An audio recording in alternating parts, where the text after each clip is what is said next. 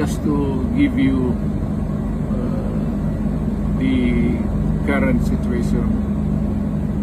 I am about to land sa Hague. Galing ako Dubai. Stopover for it's a long haul, it's a long flight. Okay ako. Do not worry. And I think this is something to do with the law and order noon.